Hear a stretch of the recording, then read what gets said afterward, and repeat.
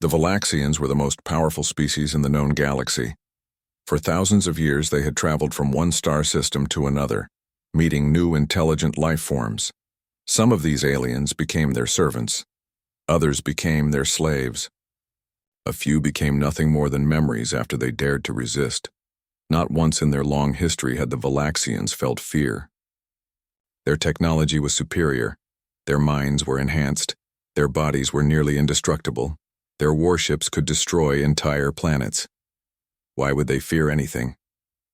On the main deck of the dreadnought Invincible, Captain Zorax studied the blue-green planet on the large viewing screen. His second set of arms rested against the command console while his upper limbs adjusted the settings to enhance the image. "Another primitive world," he said. His voice was deep and carried the distinctive metallic echo of all Valaxians. Barely into their space age, Commander Krex moved to stand beside his captain. "The signals we intercepted suggest they have only reached their nearby planet with simple machines. No faster than light travel, no energy shields, primitive weapons." "Standard procedure then," Zorax replied. "Scan, assess, classify." The massive ship moved into orbit around Earth. Its cloaking technology made it invisible to the planet's detection systems. Or so the Valaxians believed.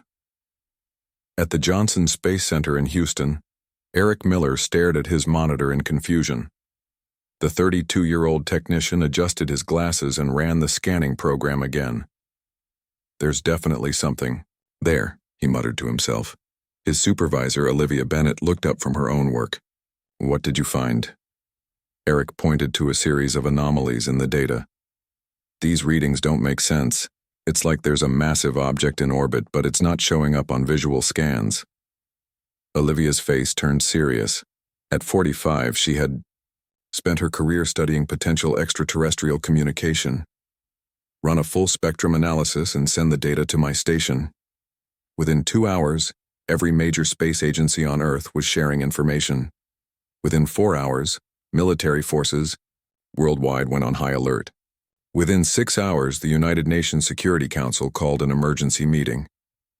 Back on the Valaxian ship, Science Officer Nexel entered the command center. "Captain, the primitives have detected our presence."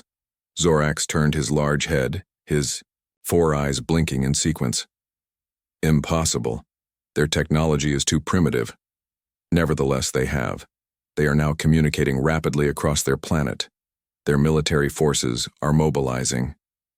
"Interesting," Zorax said. "Most species at this development stage would not have the capability to detect us." Commander Krex seemed less impressed. "It changes nothing. They cannot harm us." "Of course not," Zorax agreed. "Proceed with first contact protocol. Send the standard message." On Earth, communication systems worldwide suddenly broadcasted the same message. "Attention inhabitants of the third planet. We are the Valaxian Empire. Prepare for assessment." In the hastily assembled command center at the United Nations, President Howard Mitchell of the United States conferred with other world leaders. "What do they mean by assessment?" asked the British Prime Minister. Dr. Olivia Bennett, now called in as an expert consultant, spoke up. "Based on the limited data we have, they're likely following a standard protocol for encountering new species. They want to determine our threat level and potential value." "Threat level?" The Chinese president frowned. "They clearly have technology far beyond ours. We pose no threat to them." "That's not necessarily how they see it," Olivia explained. "We should respond carefully and gather as much information as possible." Colonel Frank Martinez, the recently appointed head of the new United Earth Defense Force, stepped forward. "Dr. Bennett is right. We need intelligence before we make any moves. I suggest we respond with a message of peaceful intentions while we prepare our options." The world leaders agreed. Within minutes, Earth sent its reply. "Valaxian Empire, we welcome peaceful contact and knowledge exchange between our peoples." On the dreadnought Invincible, the Valaxians received the message with mild surprise. They responded quickly and in our language format, Nexel noted. Their translation algorithms are more advanced than expected for their technological level, and they speak of peace rather than showing fear, Zorax added. Unusual.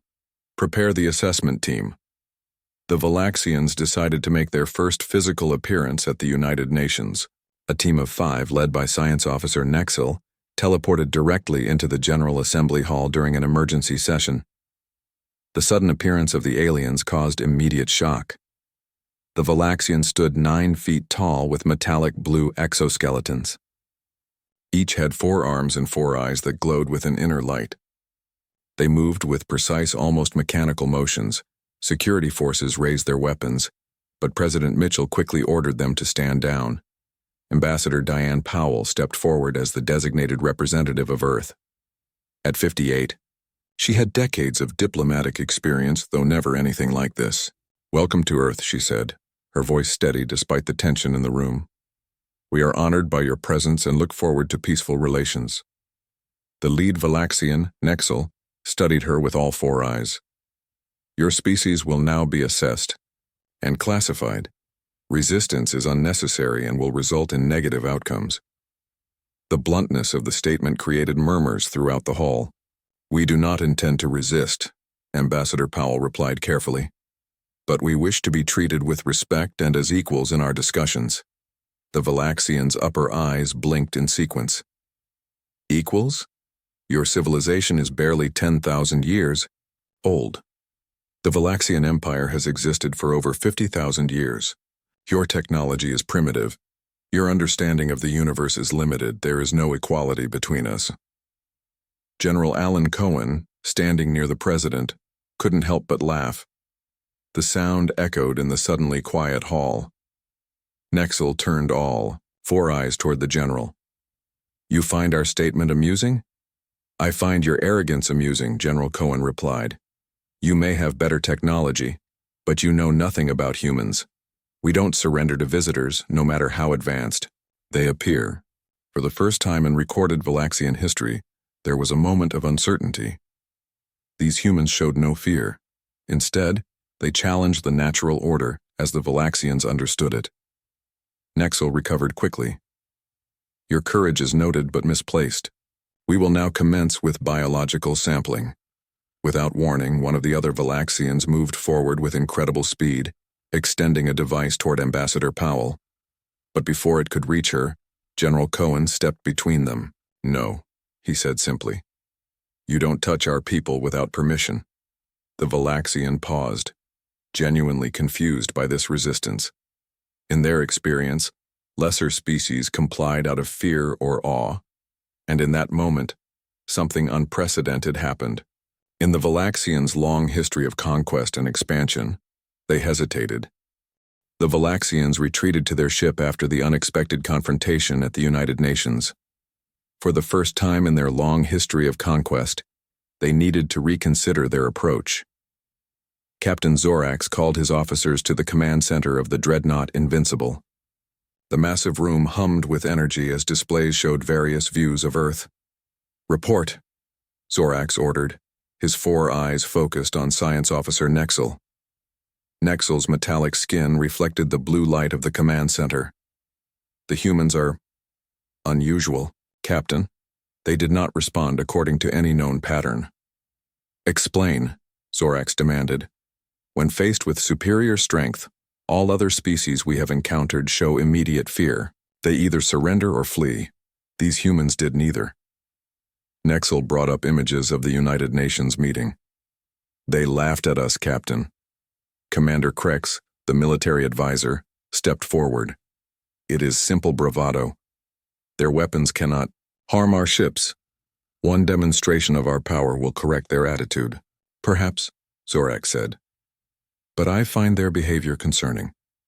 "Nexel, what have you learned about their history?" The science officer displayed a timeline of human history on the main screen. "They are a young species, barely 10,000 years, of civilization. But in that time, they have engaged in constant warfare against their environment, against their planet's other life forms, and most significantly, against themselves." Images of human conflicts flashed across the screen. Ancient battles with primitive weapons, modern wars with increasingly destructive technology. They developed nuclear weapons within decades of discovering the scientific principles, Nexel continued. No other species has weaponized technology so quickly or efficiently. Captain Zorak studied the images carefully. They seem comfortable with violence. More than comfortable, Nexel corrected. They have developed thousands of different ways to kill, and when threatened, they become more dangerous, not less. Back on Earth, leaders gathered again at the United Nations. The mood was tense but determined. Dr. Olivia Bennett presented her analysis to the Security Council. Based on their technology and behavior, I believe the Valaxians are conquerors. They have likely encountered many alien species before us. And what happened to those species? Asked the Russian president. Given their attitude, I suspect they were either subjugated or eliminated, Olivia replied. The Valaxians clearly view themselves as superior. General Alan Cohen nodded in agreement. Their surprise at our resistance suggests they expected immediate surrender. We need to prepare for the possibility that they will use force next. President Howard Mitchell turned to Colonel Frank Martinez. What are our options, Colonel? Limited, Mr. President, Frank admitted. Their technology far exceeds our own, but we've been monitoring their ship and found some interesting patterns in their energy emissions. Dr. Kyle Wilson at CERN believes he has identified vulnerabilities. The young physicist stepped forward. At 34, Kyle was known for thinking outside conventional scientific boundaries. Their technology is advanced but follows predictable patterns, Kyle explained. They rely heavily on a specific frequency range for their communications and possibly their weapon systems. We might be able to disrupt these frequencies. Meanwhile, the Valaxians continued their assessment from orbit. They deployed small, undetectable drones across Earth to gather information about human behavior and capabilities. Inside a coffee shop in Seattle, a drone disguised as an insect observed two humans having a conversation. The man appeared angry, raising his voice. The woman remained calm, smiling occasionally. Then, without warning, both humans began laughing. The drone's analysis program could not process this rapid emotional shift. Similar reports came in from around the world. Humans showed a baffling range of emotional responses that often contradicted Valaxian prediction models. Their behavior is inconsistent, Nexel reported to Captain Zorax. They can shift from aggressive to cooperative in moments. They form strong attachments to each other, but will also fiercely compete. They create beautiful art and music while also developing weapons of mass destruction. Are they a threat? Zorax asked directly. Nexel hesitated. Not currently with their technology. But given time and access to our knowledge, yes. They adapt faster than any species we have encountered. Commander Krex had heard enough. The solution is clear. We must either establish dominance now or eliminate them entirely. Captain Zorax considered this advice. Prepare a demonstration of our power. Target an uninhabited area. Let them witness what we are capable of. The Valaxian ship moved to position above the Pacific Ocean. A beam of intense energy shot down from the vessel, creating a massive vaporization of water. The resulting explosion could be seen from space and created tsunami warnings across the Pacific. At the Pentagon, military officials watched satellite footage of the demonstration with grave faces. That was just a warning, General Cohen said quietly. Imagine what their weapons could do to a city. Colonel Martinez studied the data streaming in. The energy output is massive, but there's something interesting here. The ship had to reposition to fire. And look at this energy pattern before and after firing. They need time to recharge, observed Sofia Rodriguez, a brilliant engineer who had been brought in from NASA. Not long, maybe 30 seconds, but it's something. General Cohen looked at Sofia. Can we use that? The 36-year-old engineer nodded slowly. Maybe. And there's something else. The Valaxians seem to follow rigid, predictable patterns. Every action they take is precise, methodical. While we humans are anything but, Colonel Martinez added with a slight smile.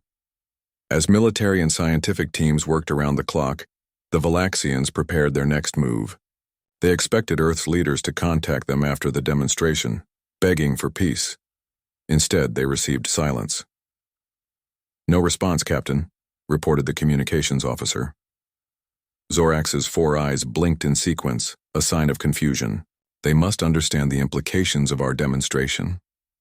"Perhaps they are discussing surrender terms," Commander Krex suggested. "Or perhaps," said Science Officer Nexil, "they are planning something we have not anticipated." For the second time, the Valaxians experienced an unfamiliar sensation. Not quite fear, they were too powerful for that, but uncertainty. And as they watched the small blue planet below, they began to realize that humans were unlike any species they had ever encountered. 3 days passed since the Valaxian demonstration of power in the Pacific Ocean. 3 days of silence from Earth, no messages, no surrender, no begging for mercy, just silence. On the bridge of the dreadnought Invincible, Captain Zorax stood, motionless, all 4 eyes fixed on the viewing screen showing Earth. His metallic skin reflected the soft blue light of the command center. "Still no response, Captain," reported the communications officer. "Impossible," Commander Krex said, his voice harsh. "No species has ever ignored our power demonstration. They should be terrified." Science Officer Nexil approached with a data tablet. "Captain, our surveillance drones report unusual activity. The humans are not panicking as expected. Instead, they appear to be preparing." "Preparing? For what?" Zorax asked. "For us," Nexil replied simply. "They are moving military assets, evacuating certain areas, and their communications show a level of coordination we did not predict." Zorax considered this information. "Show me their weapons capabilities again." A display appeared, showing Earth's military technology. Nuclear missiles, fighter jets, naval vessels, all primitive compared to Valaxian technology. "They cannot harm us," Commander Krex said confidently. "Their most powerful weapons would barely damage our shields." "Yet they prepare to fight rather than surrender," Zorax noted. "Why?"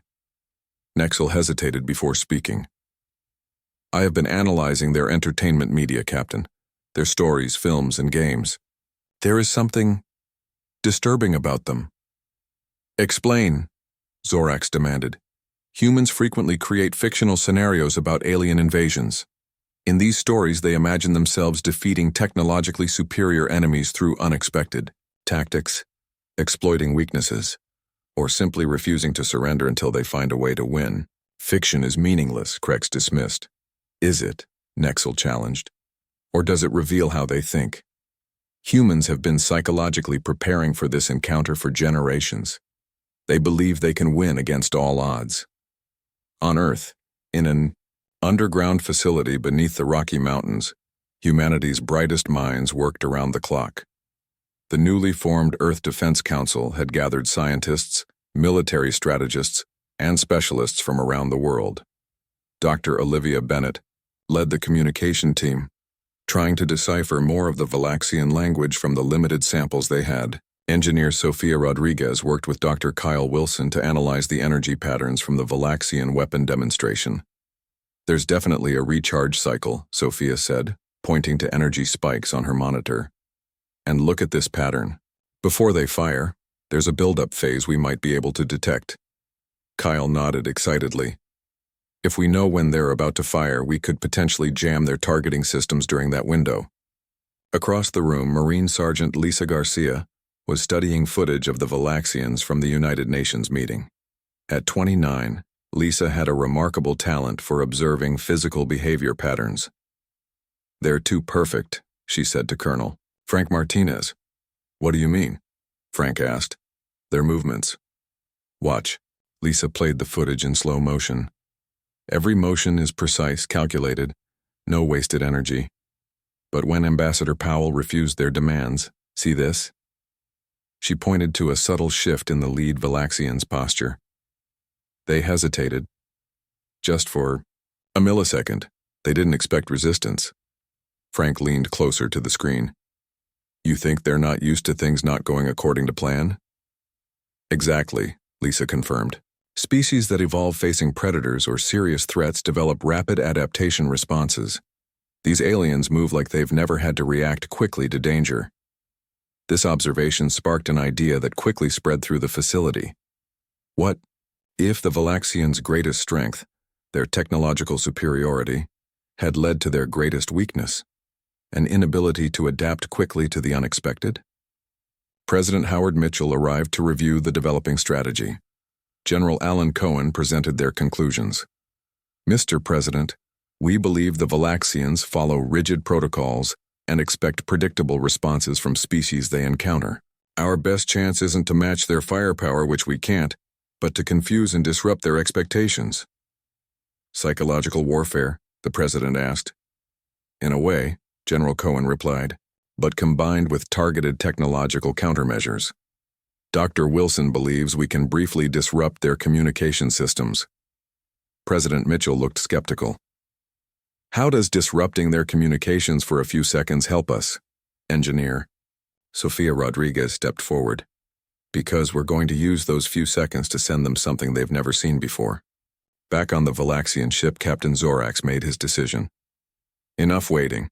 The humans have had sufficient time to recognize their situation. Prepare landing vessels. We will establish ground control in their largest population centers. Finally, Commander Krex said with satisfaction. Once they see our ground forces, they will understand resistance is futile. I recommend caution, Nexel advised. These humans are... He was interrupted by a sudden alarm. The main viewing screen flickered. Captain, we're detecting an unusual energy pattern directed at our ship, reported the sensor officer. Origin? Zorax demanded. Multiple points on the planet's surface. It appears to be some kind of concentrated radio wave barrage. Is it a weapon? Commander Krex asked, moving to battle stations. Negative. It's just information. Massive amounts of information on all frequencies. The Valaxian communication system was designed to automatically process and translate all incoming signals. Suddenly, the ship's speakers activated, and the viewing screens filled with images. Music blared, thousands of different songs playing simultaneously. The screens showed scenes from human history, victories against overwhelming odds, moments of courage, acts of self-sacrifice. Speeches about freedom and determination echoed through the command center, and through it all, a simple message repeated in the Valaxians' own language. We are humanity. We do not surrender. We adapt. We overcome. We endure. The Valaxian officers stood frozen in confusion. Their communication systems were overwhelmed, trying to process everything at once.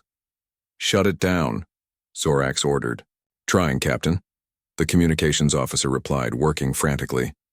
They've found a way to bypass our filtering protocols. For nearly a minute, the barrage continued before the Valaxians restored control of their systems. When the noise finally stopped, the command center fell into silence. What was that? Zorax asked quietly. A message, Nexel replied. And a demonstration. Of what? Their primitive communication technology? Krex scoffed, though his voice lacked its usual confidence. No, Nexel said. They showed us they can already affect our systems. They showed us their history of facing overwhelming odds, and they showed us they will not react as we expect. He paused. Captain, I believe these humans may be more dangerous than we realized. For the first time in the history of the Valaxian Empire, a conquest force faced a question they had never considered before. What if they couldn't win? The Valaxian War Council gathered in the secure chamber of the dreadnought Invincible. Captain Zorax sat at the head of the metallic table, his 4 eyes moving between the officers around him. None of them spoke first, an unprecedented situation. In 50,000 years of conquest, Valaxian war councils always began with confident strategies for victory. The situation is unexpected, Zorax finally said, breaking the silence. Commander Krex placed his lower hands flat on the table. Captain, we still hold every advantage. Our weapons can destroy their cities. Our shields can withstand their attacks. The humans have merely demonstrated creativity, not actual threat capability. I disagree, Science Officer Nexel countered. They breached our communication systems within days of first contact. They identified and exploited a weakness we did not know existed. A minor inconvenience, Krex dismissed. It was a message, Nexel insisted. They showed us they can understand our technology quickly. Given time, what else might they discover? Captain Zorax considered both viewpoints. We need more information. Before proceeding, Nexel, prepare a small landing party. We will capture several humans for direct study. On Earth, in the underground facility, the mood was cautiously optimistic after their successful communication attack. We shook them up, Colonel Frank Martinez told the assembled team, but they'll adapt their defenses now. Engineer Sofia Rodriguez nodded. We won't be able to use the same approach twice. But we did learn something important. Their systems process all incoming information automatically. They don't filter or prioritize like we do. That fits with Sergeant Garcia's observation about their behavior. Dr. Olivia Bennett added, the Valaxians seem to process everything with equal importance. They lack our ability to quickly determine what matters most in a crisis. President Howard Mitchell joined the meeting, looking tired but determined. The Security Council has approved our next steps. We're evacuating all major coastal cities as a precaution, but we're going to make it look random. Some cities evacuated, others appearing normal, no clear pattern. Unpredictability. General Alan Cohen nodded approvingly. Good. What about the Valaxian ship? Any movement? Our satellites show they're launching smaller vessels, reported Kyle Wilson, studying a tablet. Looks like they're finally coming down to get a closer look at us. Where will they land? The president asked. Based on their descent trajectory, somewhere in the Midwestern United States, Kyle replied. Probably rural Kansas or Nebraska. General Cohen immediately began issuing orders. I want special forces teams in position but hidden, no standard military presence that they would expect. And I want our best scientific minds ready to analyze anything they deploy. Within hours, Valaxian landing craft descended through Earth's atmosphere.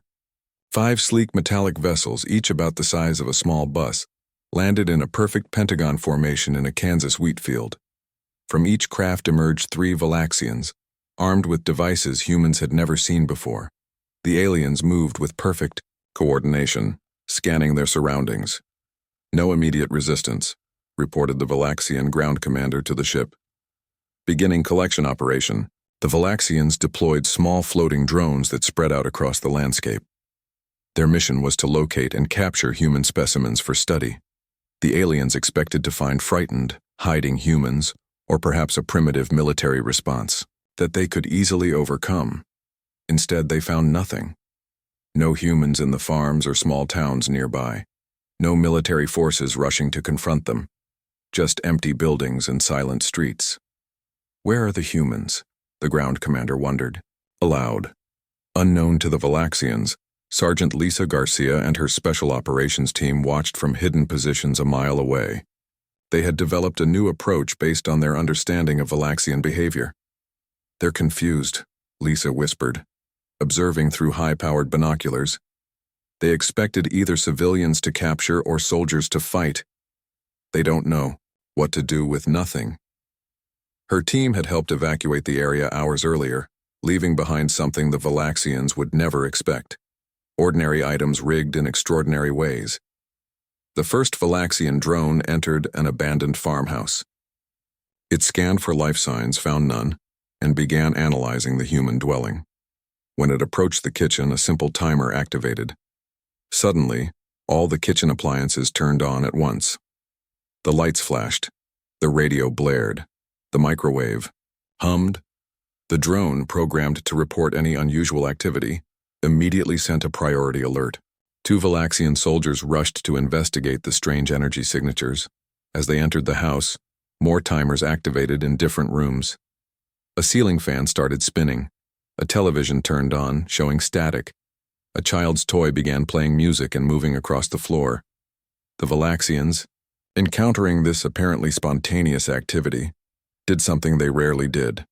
They hesitated, looking at each other in confusion.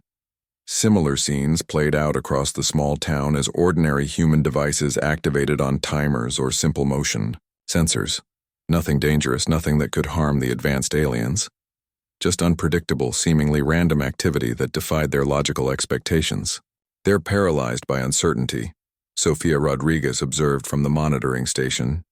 They don't know if these are weapons, distractions, or just human technology behaving normally. Back on the Valaxian ship, Captain Zorax watched the ground team's confused reports with growing concern. The humans were prepared for our arrival, he noted. They evacuated precisely where we chose to land. How could they know? Perhaps they guessed, Commander Krex suggested, but his voice lacked conviction. Or perhaps, Nexil said quietly, they understand us better than we understand them. The ground mission continued for several hours, yielding no human captures. The Valaxians collected samples of human technology instead, not realizing that many items had been specially modified by Engineer Rodriguez and Dr. Wilson to contain misleading information about human capabilities. When the ground team finally returned to their landing craft, they made a disturbing discovery. Someone had painted a message on the side of each vessel. The same message in perfect Valaxian script. We could have attacked while you were confused. Remember that. On the dreadnought Invincible, the mood shifted from confusion to something the Valaxians had never experienced before. Not quite fear. They were still too powerful for that. But doubt. Deep, unsettling doubt. They knew exactly where we would land, Captain Zorax said, reviewing the mission reports. They evacuated in advance. They chose not to attack when our team was vulnerable. And somehow, they approached our landing craft without being detected by our sensors. What are you suggesting, Captain? Commander Krex asked. Zorax's 4 eyes focused on the image of Earth on the main screen. I am suggesting, Commander, that for the first time in our history, we may be facing a species that thinks ahead of us. And somewhere in that realization was the faint beginning of what humans would recognize as fear. Captain Zorax stood alone in his private chamber aboard the dreadnought Invincible. For the first time in his 300-year life, he faced a decision he could not make with certainty. The Valaxian Empire had conquered thousands of worlds across the galaxy. They had never retreated, never compromised, never felt doubt, until now. A soft tone indicated someone at his door. Enter, he commanded. Science Officer Nexil stepped inside, holding a data tablet. Captain, I have completed my analysis of the human technology we collected. And? Zorax prompted. Nexil's 4 eyes blinked in sequence, a sign of distress in Valaxians. It was all false. The devices contained misleading information about human capabilities. Some were designed to appear more primitive than they actually are. Others had components that served no purpose except to confuse our analysis. They anticipated we would take samples, Zorax realized. Yes, Captain. They are not just reacting to us. They are thinking ahead, planning multiple steps in advance. Nexil paused. There is more. The communication barrier we placed around their planet has been compromised. They are sending messages to their space outpost on Mars. This news disturbed Zorax deeply. The communication barrier used technology that should be centuries beyond human understanding. Captain, Nexil said carefully, I believe we should consider a strategic withdrawal to study these humans further before proceeding. Before Zorax could respond, Commander Krex entered without announcement. Forgive the intrusion, Captain, but our sensors have detected something unusual. The humans are launching something from their planet. Zorax and Nexil followed Krex to the command center where the main screen showed a small object leaving Earth's atmosphere. Is it a weapon?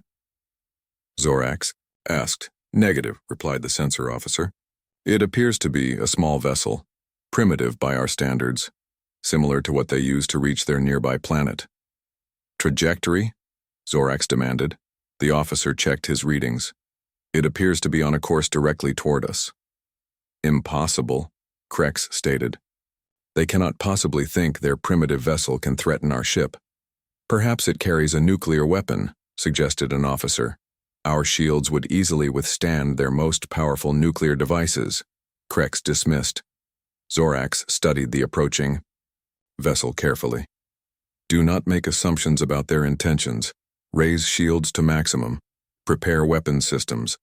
On Earth, in the underground command center, President Howard Mitchell watched the mission unfold on large monitors. Beside him stood General Alan Cohen, Colonel Frank Martinez, and Dr. Olivia Bennett. Mission status? The President asked. Our vessel has cleared the atmosphere, reported the mission controller. Commander Carpenter reports all systems functioning normally. On one of the screens, they could see the face of Commander Julia Carpenter, piloting the specially modified spacecraft toward the Valaxian ship. At 38, Julia was NASA's most experienced astronaut with over 2,000 hours in space. Approaching target, Julia reported calmly. No response from the alien vessel yet. Their weapons don't appear to be tracking me. Engineer Sophia Rodriguez watched the technical readouts carefully. Their shields are up, but they haven't locked weapons. They're confused by such a small, seemingly harmless approach. Just as we predicted, Dr. Kyle Wilson added. They can't imagine we would send something so primitive against their advanced technology. Aboard the Valaxian ship, the bridge crew watched the approaching human vessel with growing confusion. It's so small, Nexel observed. A single human pilot, no significant weapons detected. What is their purpose? Zorax wondered aloud. It must be a suicide mission, Krex declared. They intend to crash into our shields as some form of primitive protest. No, Zorax said slowly. These humans do not act without purpose. Scan that vessel more thoroughly. Before they could complete the scan, the human spacecraft did something unexpected. It stopped just outside their shield perimeter and released dozens of small objects. The objects spread out surrounding the massive Valaxian ship at regular intervals. What are those devices? Zorax demanded. Unknown, replied the sensor officer. They appear to be simple metal objects with minimal power signatures, no explosive. Materials detected. Then each of the small devices activated simultaneously, emitting a specific frequency that the humans had discovered during their analysis of Valaxian communications. The frequency created a harmonic resonance with the Valaxian shield system. Alarms blared across the dreadnought Invincible. The main lights flickered. Shield integrity compromised, shouted the defense officer. The human devices are creating a feedback loop in our shield matrix. Impossible, Krex whispered, true fear in his voice for the first time. While the Valaxians scrambled to respond, Commander Julia Carpenter executed the next phase of the mission. Her small craft moved through a fluctuating gap in the alien shields. She navigated to a specific point on the massive ship's hull, where intel suggested their central computer systems were located. In position, she reported to Earth. Deploying the package. Julia's spacecraft attached a small device to the Valaxian hull. This device, developed by Dr. Wilson based on their analysis of Valaxian technology, began transmitting a very specific message directly into the ship's computer systems. On the bridge, Captain Zorax watched in alarm as their main screen suddenly changed. It displayed images of Earth's history, not of warfare this time, but of exploration, discovery, and peaceful cooperation. And with these images came a simple message in perfect Valaxian language. We could have attempted to destroy you. Instead, we offer knowledge. Human history contains thousands of wars, but also thousands of peace treaties. We prefer the latter. We are ready to talk when you are. The message repeated, cycling through different human achievements and moments of cross-cultural understanding. What is happening? Krex demanded. How are they controlling our systems?